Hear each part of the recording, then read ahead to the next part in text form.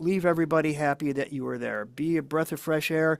Don't be a grumpy, disgruntled musician. The world has plenty of those. Don't add to the pile. I am joined on the UK Drum Show official podcast with the legend that is Todd Sucherman. Yeah, how are you? I'm great, Ali. How you doing, man? I'm good. Are you okay for drums? I'm set for now, but it's. I was actually looking at a couple things yesterday, and I just went, "You're fine. You're fine. You're okay. I It's mean, something will handle the musical task in here." I think this might be. I think you might have more drums in there than Terry Bozzio, Mike Portnoy combined. I think you win, Todd. You've won the drumming internet. Well done. Well, I'm not. I wasn't going for a win, and I'm not sure if I would agree with that statement. But who knows and who's counting? I like having stuff out here to inspire me and change things out, and it is a little bit of a sickness, I suppose, but it's a positive one. Well, it certainly is, and one that I'm actually very jealous of, considering you've got so much. Todd, you're going to be playing the main stage of the UK Drum Show, 3:45 on Sunday, the 19th of October at the ACC Liverpool. And you're a 10-time Modern Drummer Readers Poll winner. I mean, that's amazing, isn't it? It's absolutely lovely, but it's sort of like the Jamie Foxx thing where he doesn't want the Oscar in his house. I kind of feel the same way. I don't want to give any credence to that because I don't want anything to have me sit back on my laurels. I'm always out here working, trying to be better. So I guess maybe those things make me want to work harder to earn it, I suppose. I don't know. But yeah, Yeah. it's amazing. I've been getting Modern Drummer in my mailbox since I was 10 years old as a kid. So it's a thrill. You're part of that family for sure. You've played with Styx for over 2 decades, nearly 3 decades. Mhm. What is the biggest evolution that you've seen in your playing since joining that band? I think that it's congruent just with age and experience that goes hand in hand, not only with my time in the band, but my time on the planet playing this instrument and doing other projects. So the fact that I do other projects makes going back to the band feel healthy and never stale or never like Groundhog Day, the movie. And and vice versa. So when I'm done doing that, I feel like I'm in shape to do other things. But I think as I've gotten older, I think I'm playing smarter. I think I'm playing better. I'm more concentrating on the sound than just the physical exertion. When I was 27, if I happen to see any footage from those days, I kind of feel like I'm playing so hard that maybe at the time it was fun and maybe I was allowing myself to ride a useless wave of emotion, but I don't know that it was serving the music in a way that I like to think I do now. So it's just a matter of experience, touch, pulling a sound out of the instrument. I break less cymbals and sticks. It's not that I'm getting lighter. I'm just playing kind of smarter. Okay, It's that's kind interesting. of hard to get into. It is a little lighter, but it's not like I've all of a sudden turned into tappy tap guy or something. Um, the UK drum show crowd is always packed with, obviously it's going to be packed with fans of yours and fellow drummers. What's your mindset when you walk into a drum clinic or a drum exhibition, and how does that differ from perhaps playing with Styx or any other musical collaboration you've been in?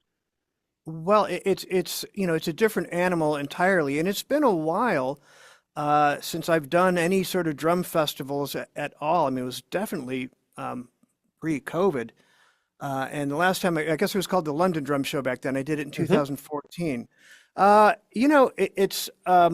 It's always fun to get together with some old drumming pals and drumming pals in the industry and meeting new pals, and it's fun and it's exciting, and I just want to play as well as I would like to, and as well as I could think I can, and just hope that all the external things that are there, nothing distracts me, so I can kind of focus and do my thing.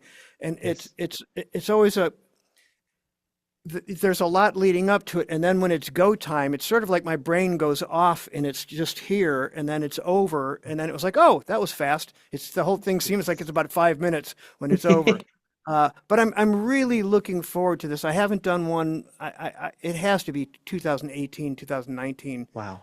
at least since I've done any sort of drum festival type event. And even clinics, at least in the States, have certainly gone the way of the dinosaur for the most part. So I've been doing a lot of small group teaching educational master Mhm. classes because I really love doing that. But there's not as much playing. Where a clinic, there's a lot of performance and playing the tracks and stuff like that. So it's funny. I was just out here right before we got on this Zoom, thinking about, oh, I need to start and I need to think about a program and kind of get a clear idea of what I'm going to do over there because it's been a while. So I'm having fun pulling out some different pieces of music and see what feels good and fresh. I was going to ask you about this, and that was going to be one of my questions later on. But we're going there anyway. Um, Okay. drummers bring. I don't really like the word unique because I think unless you're playing the Peruvian nose flute, everyone's going to be similar in a way. But what is going to be, suppose, unique about your performance at the UK Drum Show that maybe might stand out from what other drummers plan on doing? And to give you some examples, I mean, last year when Nick Collins was asked the same question, he said he was going to make it interactive. And Chris Coleman said it would just be a miracle if he turned up. So, there's always been different kind of visions and avenues for drummers to go down. But what do you think you might do that might allow people to leave the particular session on that really prestigious main stage going, that's just blown my mind? Well, being that it's not really sort of a proper clinic, I'm not sure how much education needs to be uh, provided, unless questions are asked if there's time for that. But what I'd really like to do is I definitely want to play to a good 4 or 5 pieces of music, I think, and then perform some sort of drum solo that is that has a musical arc that has parts, a beginning, theme, a middle, B section, C section, D section, and sort of come around and restate some of the themes so that because a drum solo can be compositional. So instead of just going out and playing a bunch of fast, impressive non sequiturs, there should be a musical reason for each station that I hit on some themes that maybe I haven't done before, maybe some themes that people have heard before. So they're like, "Oh, he's doing that thing." So hopefully, it's like a little recognizable melody in a way. So Nice. I'm just looking forward to doing that, and whether it's unique or not, that's not for me to say. That's for someone else to uh, think. It's art. It's how it hits the listener, or it's in the ear and eye of the beholder, I suppose. So I just want to be entertaining. I just want to play well. I'm looking forward to the drums and cymbals that I'll be using at the time, and just hanging out. I love the UK. I've been there so many times, and I don't believe in past lives or anything. But if there is any truth to that, I definitely had some lives over there at some point. Oh, that's very cool to hear. And obviously, you're in the birthplace of the Beatles as well, over in Liverpool as well. So that's a huge amount of musical history there. Um, I'm unfamiliar with that band. The we're going to Who? get on. We're going. No, they're another one. Um, Ah, right. Yeah. Okay. one band that actually, Todd, I'm incredibly jealous that you've worked with is Spinal Tap. Because they, I think as bands go, earlier we were saying, you won, that they've just won. They've won at everything, comedy, music, all in one. They've done it. Um, I've never until now met a Spinal Tap drummer, and at the UK Drum Show, there's going to be two of you because obviously you've done it and Greg Bissonette has done it. Um, can you tell me about what that experience is like? Because for so many drummers and musicians, you have lived a part of your life that so many of us would want to be involved in. What was that experience like for you? Well, CJ Vanston, their musical director, he and I go way back, and it's Greg's gig. He's done it a lot more than I have. I mean, I did three TV shows, and did some songs on the Derek Smalls solo record. Um, but those guys are not only brilliant comedic minds and lovely human beings, but they actually can play and they want to play well. They're not looking at this thing like it's just a lark or a joke. You're seeing those guys, Christopher Guest choosing Marshall heads. Oh, I like this one better, and blah blah blah. They're into it. Um, when we did the Daily Show with Jon Stewart, we ordered in from a deli, and Christopher Guest didn't even have to say anything. He opened up his sandwich, and it was very small rye bread with meat coming out of the sides. And he just opened up his sandwich, and I was standing over here, and he just looked at me and went, he didn't even have to say, oh, it's just that dry. So yeah, there's definitely some jokes that I can't tell publicly that remain large in my wheelhouse of jokes, and they're just lovely human beings, and of course it's just a firing squad of comedy the whole time. And if you could get Christopher Guest to laugh, I did, which I did a few times. It was like a beautiful moment for me, because this is how hard he laughs. If you make him laugh, he goes, "That's it. That's a 10 out of 10." That's incredible. You truly are one of few people that have broken the fourth wall in performing with them. Were you like particularly nervous about that because of the history of the band, that they're the most famous fictional band in the world, and non-fictional as well. It was just so fun from the get-go. I mean, of course, I'm kind of meeting these guys for the first time, and not only are they famous for that, but all the other films and TV shows those guys have done. It's comedy, writing, acting legends. And Michael McKean's performance as Chuck on Better Call Saul. I don't know how he wasn't showered with BAFTAs and Golden Globes and Emmys. Like, that's as good as a performance as any actor has ever turned in on TV or film ever. So they're at a very high level, and they're also gentlemen. And I believe that the one of the definitions of gentleman is someone who makes you feel comfortable to be in the room. So all of a sudden, after you get over there, oh my God, it's this guy. You're hanging Yes. out. That's cool. So I suppose, I mean, this is a question that I ask quite a lot to a lot of different drummers, and the answers are always very interesting. And I have to ask this one to you, and it will be my last question on the topic. What has been for you in your entire career, aside from working with them, your biggest Spinal Tap moment? Have you ever, for example, actually got lost backstage, or your drum kit's fallen over mid-show, or I mean, thankfully you've not spontaneously combusted, so that's obviously that's a good thing. But what's happened for you? Well, we were playing an outdoor show in Northern California, and this small part of the tour, I think we stopped doing it shortly after this happened.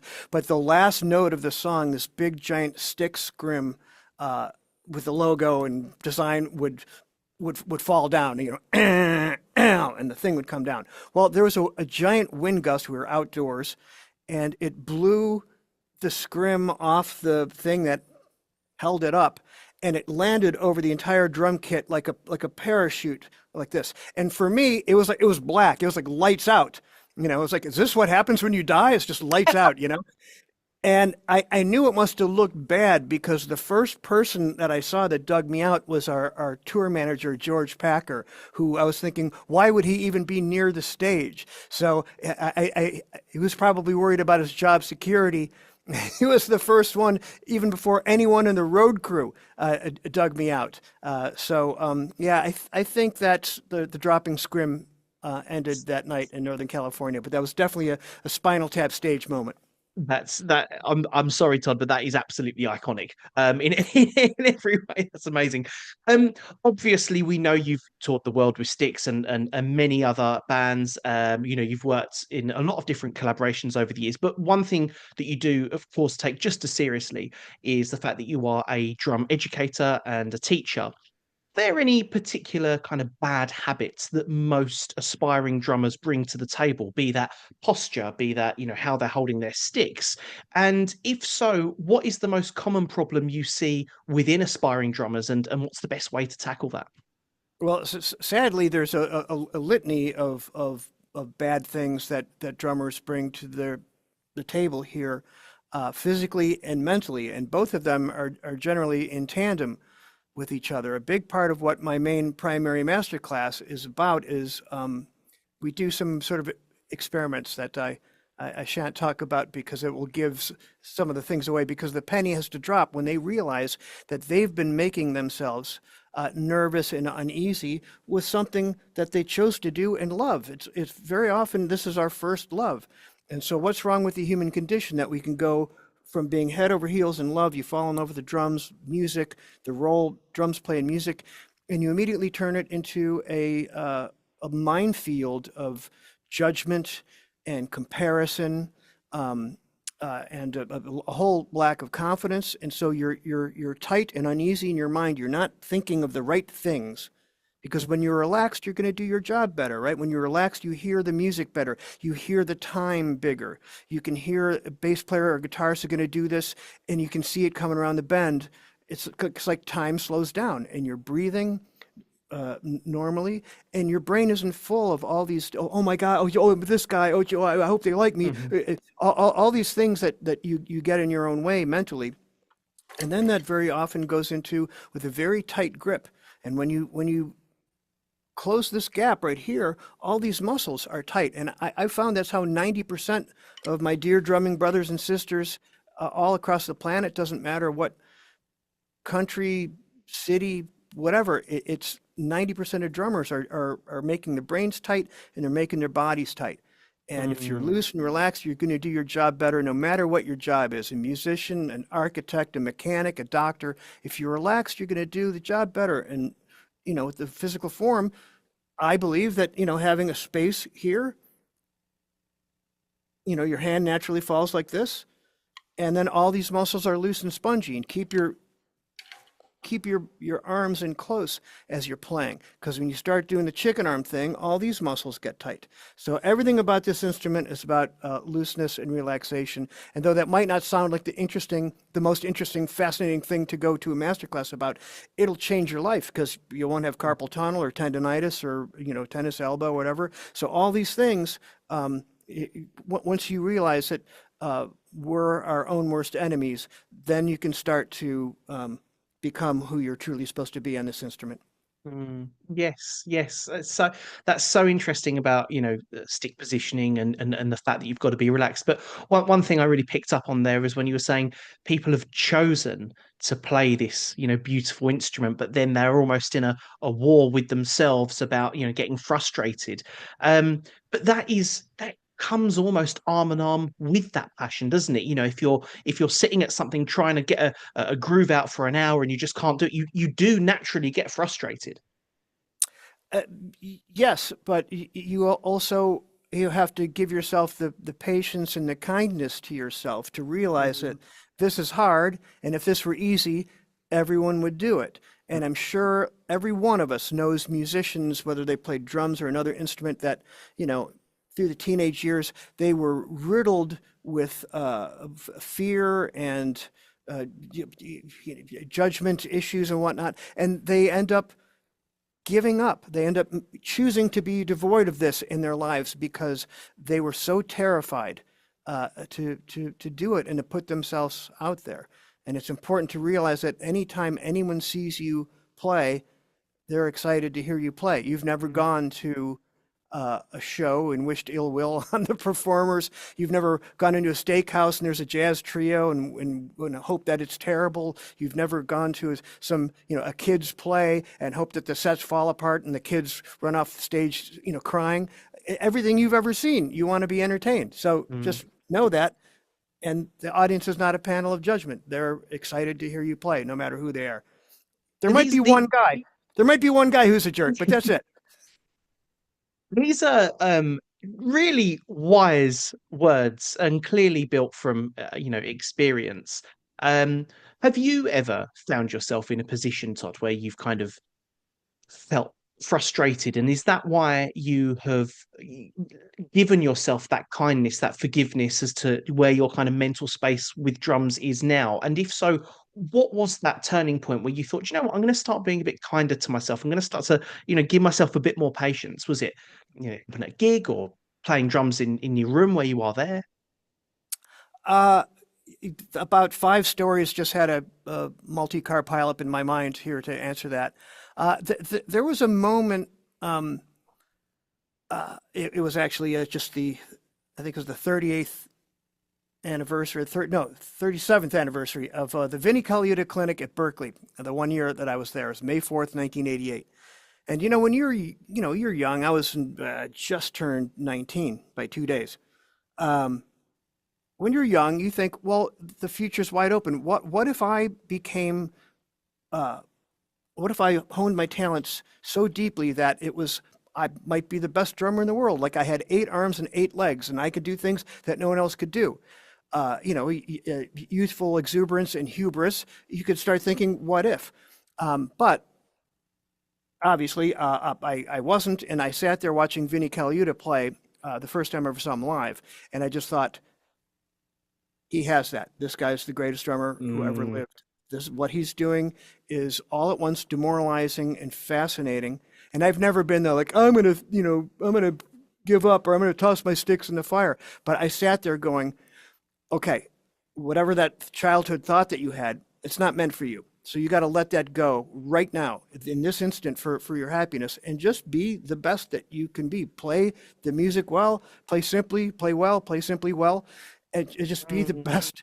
Uh, it's going to have to be my choices. I'm never going to be the fastest gun in the West. No one is. And then you get a certain age where you're like, well, that's definitely not going to happen. But just watching Vinny go, whatever is going on there, that's not meant for me or any of us in the in the Mm. audience, really. Um, so when I've been frustrated or feel like I'm kind of hitting a wall, there's a couple things I can do. Number one, take a short break, do something, go hear music, go see someone live, listen to stuff, go Mm. for a walk outside, look at nature, and kind of bring that back here. Or if I have 3 drum sets set up here, 3 very different sets. The main set, I got a jazz kit over there, and I got a double bass concert tom monstrosity over here. So if Nice. something's feeling weird here, I might go over there and go, oh, I stumbled upon something over there. I want to hear that on the main kit that I'll be playing. Or I Okay. might feel sort of jazzy. I'll play over there. Or I have all these drums, change out a snare drum, change out the hi-hats, put up 2 17-inch crash cymbals and a deep snare drum. And all of a sudden I'm playing Mm. something I didn't know that I'd be playing because the instrument inspired something out of me. The same way, if you were a guitarist, you'd write something different on a Black Les Paul than you would a Martin acoustic or a 12 string. You put a Mhm. different instrument in your hand and you're walking down a different road you didn't know you'd be going down. I absolutely love that. I love that so much, and it's so true. And it resonates it will resonate with drummers everywhere, because it's, you if you go around your friend's house and you play something on their kit, and it will always sound different on a different kit and a different setup. And but that, honestly, absolutely love that. Um, the UK Drum Show auditorium will be filled with aspiring drummers of all ages, all abilities. Some may be long-time Todd fans, others might be completely new to the Todd Sucherman party. What advice would you give to an aspiring drummer that would love to progress their career in the way that you have? And obviously, when you started your career, the music industry, it's an ever changing and very turbulent place. So, what advice could you give today to those kind of aspiring players? I always bring up 5 points. Number one, always be on time. And what does that mean for a drummer? That means being devastatingly early. There's no reason to ever be late unless there's a medical emergency. Being on time is a gift that you give yourself. You're set up, you claim your space, you put your cases away, maybe help the other dudes in, maybe they'll help you on the way out, maybe they won't, but maybe they will. And and you're relaxed. You start the gig relaxed. You're not busting the setup and oh geez, okay. You're relaxed and you're ready to play. Number two, be be prepared. Know what the gig is, especially if you're subbing or someone sends you 25 songs to learn. You said yes, you show up prepared, you learn the songs. Number three, your drums and cymbals, tip-top shape. Great drums and cymbals and the correct choices for the music that you're going to play.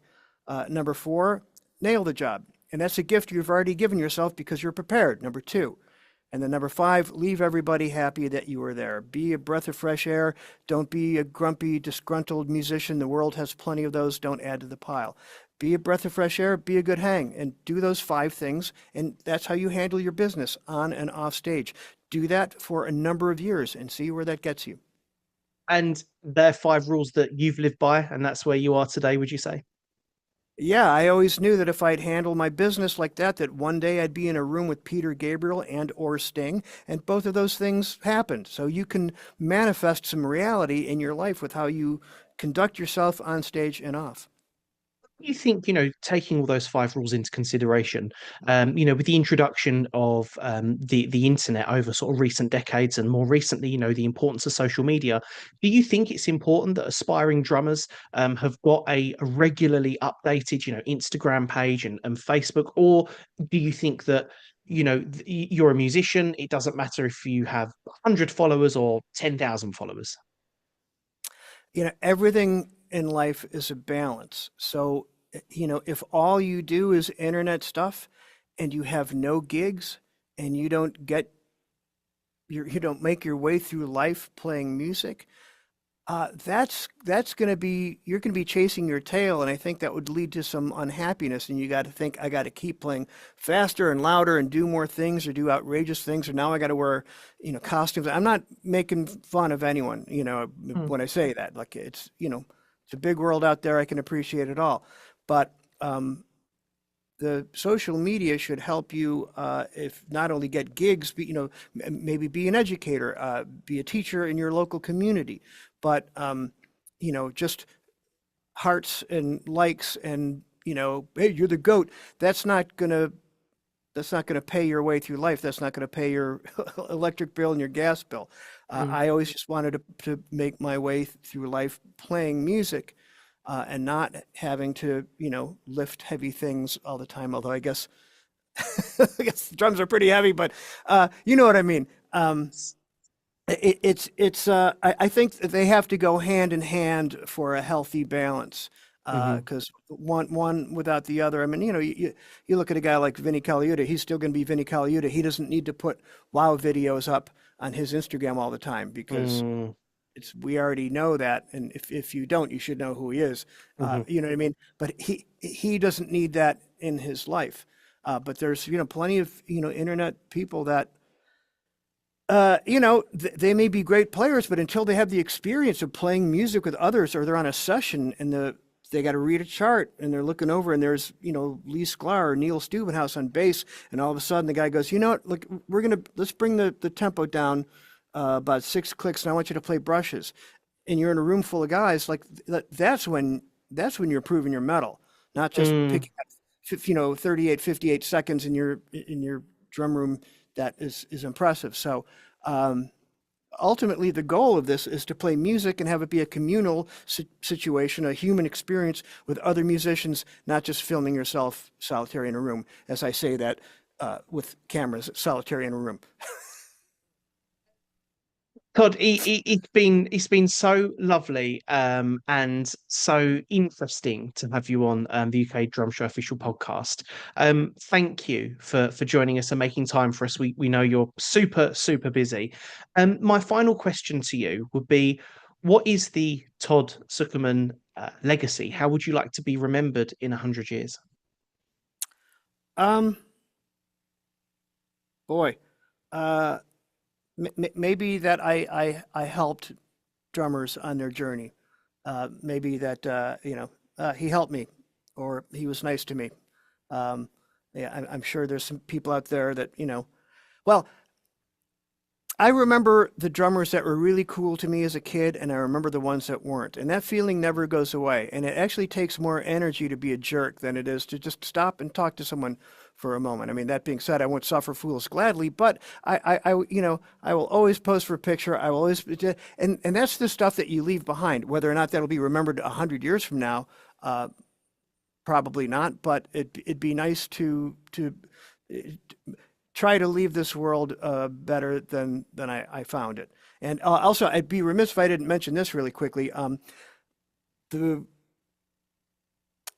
Wednesday and Thursday before the UK Drum Show, if you're in the northern part of the UK, I'm going to be doing two master classes for drummers only in Glasgow. The primary master class on form, technique, and ergonomics, and then the advanced class the next day, which is on orchestrations and stickings and whatnot. So take a trip up there to see me, and then I'll be taking a trip down to Liverpool to see everyone that's there. And Ollie, I look forward to seeing you there too, man. Thank you so much. You've been an absolute pleasure to talk to. Really Likewise. inspiring, educational, and yeah, and definitely we will. You can't wait to meet you. Can't wait to see what you bring to the table. And the beers are absolutely on you. Thank you so much for thank you so much for coming on. Thank you, Ollie. Cheers, man.